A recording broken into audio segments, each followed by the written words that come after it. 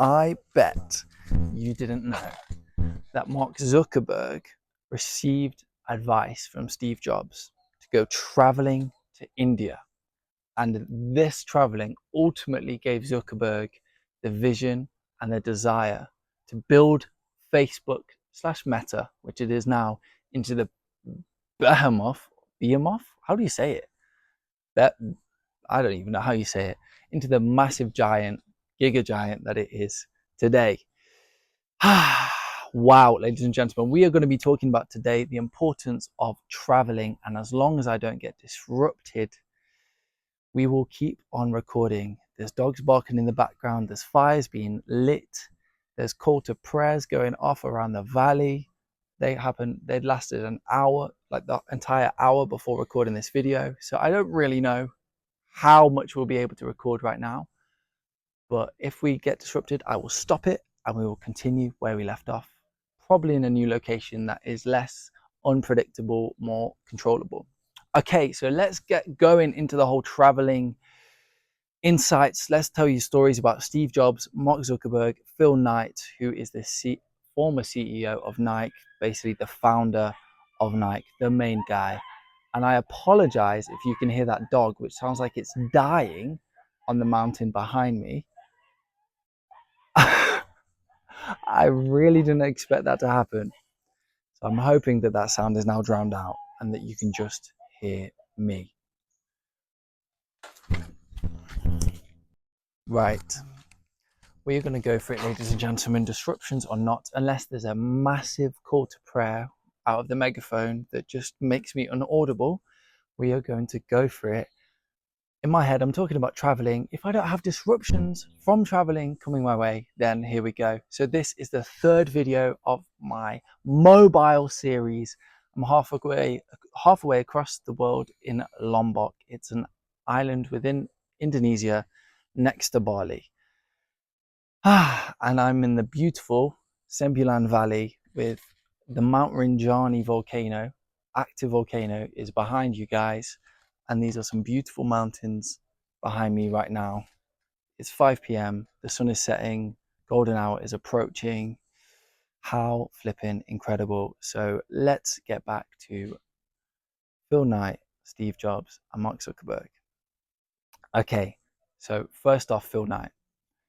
This guy, I read his book, his biography, and he spoke about him going traveling during his gap year. He needed to work out what he wanted to do with life. His dad always wanted him to do one thing. He always felt conflict with it and wanted to do something else instead.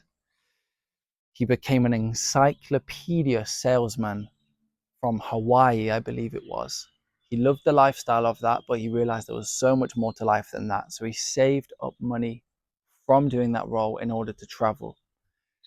His time in Japan was so formative for himself, where he realized why he was out there, and this is a massive thing, that the shoes they were selling in Japan, there'd be a great and massive market opportunity to resell them in America. So to begin with, he was just partnering up with the Japanese supplier and reselling those shoes. And then eventually he had his own logo and his own brand developed, Nike or Nike. Let me know how you say it in the comments below. The brand we know and love today. I'm trying to think, do I have any Nike on right now? No, I don't. But odds are that probably 50% of people will have some type of Nike on. Sorry for the dying dog. Next, we have Steve Jobs, the man himself. He has been famously known for traveling India for a year. And after he came back from India, he was wearing sort of the hippie lifestyle, like barefoot, vests, it had this type of impact on his life. However, much more than that, he said he found himself, he got something from the environment, the culture that he'd surrounding himself within, and that kind of understanding that he'd gained of the environment was pivotal into him designing his own products. This dying dog is really distracting. I think it's just like moaning or something. I don't think it's actually dying, but it just sounds like it's dying. Like, what is it going on? But much more than that, Steve said that he noticed those in India used a lot more of their intuition than we use in the Western culture, in the Western world. And therefore, he used this understanding of how a different culture operates and organizes themselves and implemented that within his business structure, which led to him being perhaps one of the most ruthless CEOs of all time, demanding massive things from his employees, firing people at blank point if they couldn't, I guess, deliver on the vision or the results that Steve wanted. But look how it changed the world. I'm currently recording this on an iPhone, thanks to Steve Jobs and his creative genius and the team surrounding him, and part and parcel thanks to his traveling and the impact that had on him too. Lastly, let's talk about the big Zuck, Mr. Zuckerberg. You might not have known that traveling impacted this guy's life. However, as a result of Steve Jobs' time abroad in India, he recommended that Mark Zuckerberg also go to India, in which Zuckerberg spent a month there in the early days of Facebook. Zuckerberg said that in going to India, he realized how important Facebook could be to this culture of people. And it almost reinvigorated the mission and his desire to build an incredible product to connect people across the world. So without that mission, without that trip, without that time away, you might think, oh, I'm wasting time in the business. I'm not able to grow things in the same way. But traveling gave Mark that reinvigorated desire to build, to grow, and that his product really could make a difference all around the world, not just for the Western world, but for the Eastern world alike, just alike. So they are the 3 CEOs. And if you got to this video from my Instagram reel and you wanted to know how traveling impacted these big 3 CEOs, well, that is how. And now I'm going to tell you my own story, my own experience, my own updates. Should be a bit more free flowing, and should be even more free flowing if no dogs die whilst we're recording this video. Okay, so my own traveling. Obviously, I'm here in Indonesia. The way it impacts me is so many-fold. I can't just say 2-fold, 3-fold, 4-fold. First off, interacting with the locals, the people.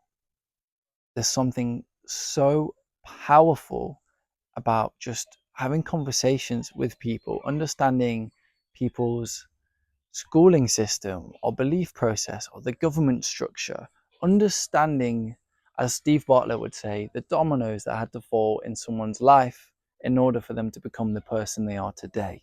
And that comes through asking questions. So I'd encourage you, if you're nervous to interact with strangers or people abroad or the locals, just ask questions. People love to speak to new people. People love to talk about themselves. Ask questions. The way I'm asking questions to these drivers, you'd think I was giving them an interview. Em has told me before, after a journey, Jordan, like, you like talking, don't you? I'm like, yeah, I love it. I absolutely love asking questions. Number 2 is obviously, apart from the people, just the pace of life, the overall kind of cultural experience. In this particular valley, as I mentioned, you have the call to prayer. So at 4, 5, 6 a.m., round about then, there's several kind of, I don't know the correct terminology, but there's several calls that are sent out to the valley, I guess for sunrise or for the day ahead. And that's the culture of where I'm living. These guys, I assume, wake up at this sort of time, and then they also go to bed with kind of the sunset. They're more, my understanding is that they're following the light of the day more than we would in the Western world, if that makes sense. In the Western world, it would be like, cool, works at 9, let's wake up at 7. Cool, if I'm waking up at 7, then I probably want 7-8 hours sleep, so I go to bed by 11, 12 o'clock. Cool, great, shaped around work. Whereas here it seems that the life is shaped a lot more around the environment and where you actually are, which I think is really, really, really powerful. Thirdly, I think traveling just gives you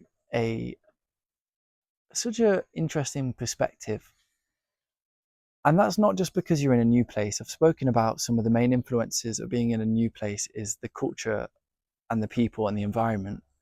However, the next point I want to talk about is just taking yourself away from your own bubble, your own small world that you've created, your own Truman Show. If you've not watched that film, it's a really interesting concept. It was on Netflix. So if you've not watched it, hopefully it's still on Netflix for you to watch.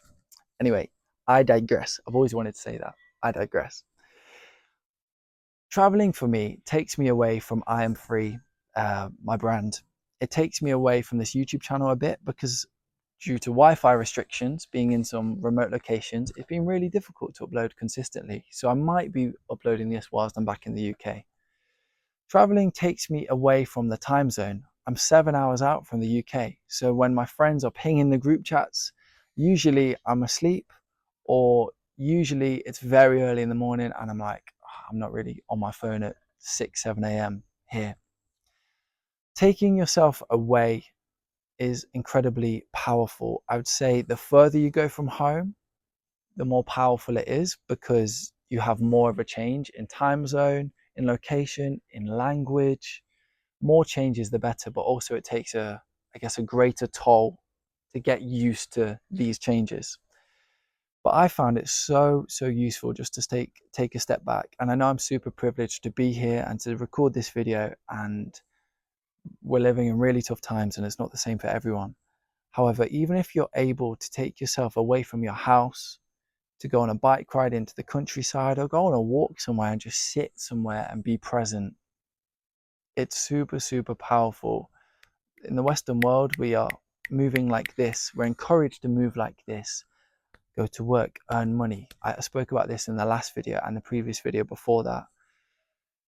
Take a step back, slow your rhythm of life down.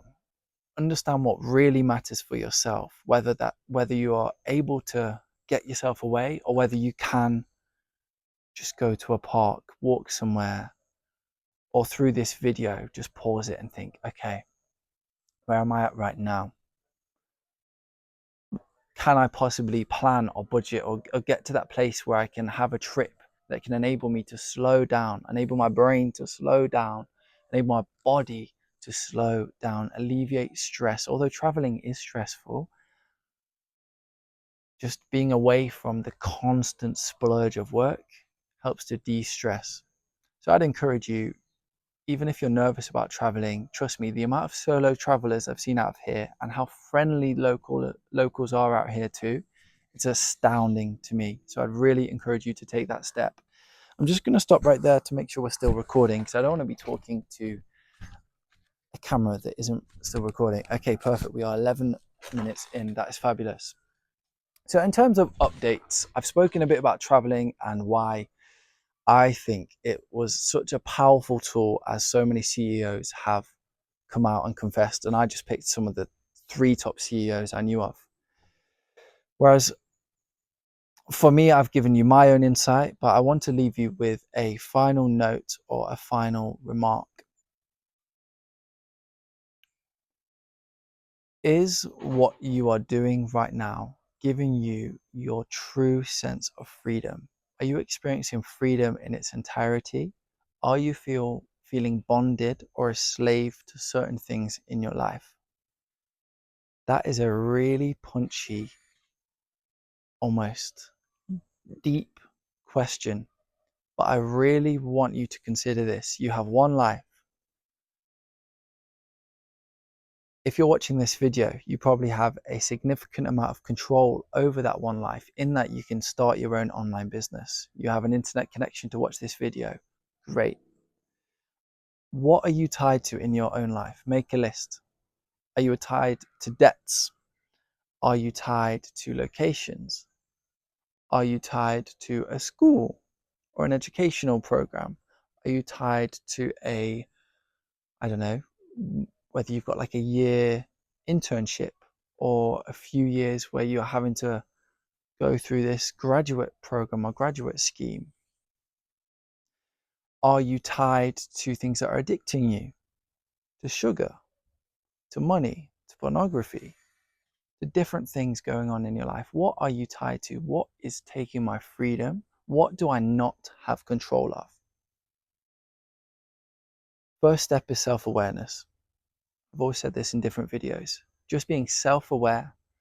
If you're not quite sure what you're tied to, have conversations with your friends. I did a brilliant exercise once, and it was related to actually a work activity that I was asked to be done by my boss. And they said, ask 3 people that are close to you to rate you on different levels and to say what your strengths are and your weaknesses are. And although this is really hard to ask, and especially to hear from some of the people that are closest to you, it is so valuable. And some comments that have stuck with me since, one comment in particular was, one of my close friends said to me, Jordan, at times you can be quite emotional and perhaps reactive. I think passion is great. He formed his words in a really kind and constructive way, but it stuck with me. At times I can be maybe a bit overbearing with my emotions. So that's something that has been with me for the past few years. Okay, how can I work on this? How can I make sure that I'm listening to understand? I'm not just speaking. I'm not just letting my emotions run loose. There's a fine line between passion and perhaps being over competitive if it's in a sporting situation, or if it's in a gaming situation and being a sore loser. There's lots of lessons to be learned, but I'd encourage you to understand what's controlling you, and if you can, have those important conversations with those closest to you, or even drop a former colleague an email saying, look, I'm really trying to improve. Where are my strengths? Where are my weaknesses? And that perhaps will give you the clues to understand what is controlling me. How can I be free? One way I experience freedom is being in a new location. That gives me freedom of mind. So how can you take a step to be more free for yourself today, for your family, for your future kids, the people that come after you? How can you make a change today? I know this is really deep, and I've gone from traveling to really deep. But I think it's super important to cover. It's going to be a big buy from me in the Sembilan Valley. I believe I'm saying that correctly.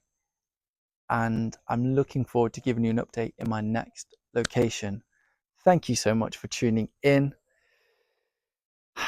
Genuinely, I'm excited to get back to almost the real world, but the world of routine, to get going with the business, because traveling has given me so much sort of refreshing of my mind and revelations, which I'm so excited to get going and get moving in a meaningful and impactful way. So stay tuned. Take care. I've probably said that 3 times, but we move.